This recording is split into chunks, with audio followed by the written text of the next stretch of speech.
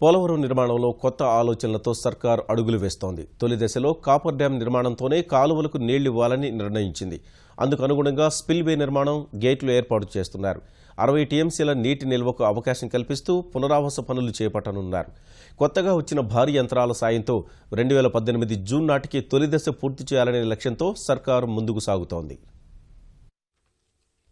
Polavaram project క్షేత్రస్థాయి పర్యటన చేసిన ముఖ్యమంత్రి చంద్రబాబు అక్కడే ఉన్నత స్థాయి సమీక్ష నిర్వహించి కీలక నిర్ణయాలు తీసుకున్నారు.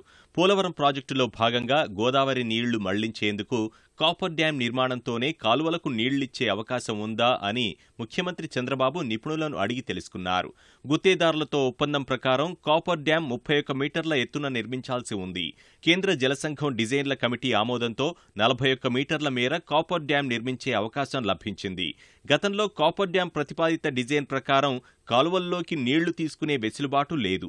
ఇప్పుడు కాపర్ డ్యాం 41 మీటర్లకు పెంచడం వల్ల నిల్వ ఉండే నీటిని గ్రావిటీ ద్వారా కాలువలకు మళ్లించవచ్చు. ఈ పని చేయాలంటే స్పిల్వే నిర్మాణం పూర్తి కావాలి. వాటికి గేట్లు ఏర్పాటు చేయాలని ఇంజనీర్లు ప్రతిపాదించగా వెంటనే స్పిల్వే గేట్లు తయారీ పనులు ప్రారంభించాలని ముఖ్యమంత్రి ఆదేశించారు. కాపర్ డ్యాం 41 మీటర్లకు ఏర్పాటు చేస్తే 60 టీఎంసీల వరకు నీటి నిల్వ సామర్థ్యం ఉంటుందని నిపుణులు అంచనా వేస్తున్నారు. అందుకనుగుణంగా ఇప్పట్నుంచే పునరావాస పనులు కూడా చేపట్టాలని ముఖ్యమంత్రి సూచించారు. ఈ పనులు 2018 డిసెంబర్ నాటికి పూర్తి చేస్తామని అధికారులు ముఖ్యమంత్రికి చెప్పగా, అలాగైతే ఒక పంట కాలం నష్టపోతామని 2018 ఏప్రిల్ చివరికి ప్రణాళిక పూర్తయ్యేలా రీడిజైన్ చేయాలని ఆదేశించినట్లు సమాచారం. వారం రోజుల్లో రీడిజైన్ చేసి విజయవాడకు రావాలని అధికారులకు చెప్పినట్టు తెలిసింది.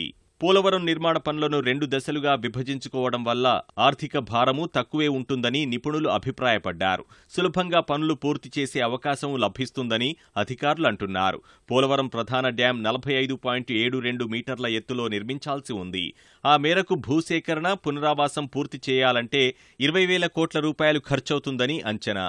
అలా కాకుండా ప్రస్తుతం కాపర్ డ్యాం ఎత్తు 41 మీటర్ల మేరకు నిర్మిస్తే పునరావాసానికి 7,000 కోట్ల రూపాయలు సరిపోతాయని అంచనా వేస్తున్నారు. అలాగే ప్రధాన డ్యాం పనులు కూడా కలిపితే 13,000 కోట్ల రూపాయలతోనే తొలిదశ కొలిక్కి వస్తుందని అంటున్నారు. పోలవరం ఎడమ కాలువ పనులు దీనికి అదనం కానున్నాయి.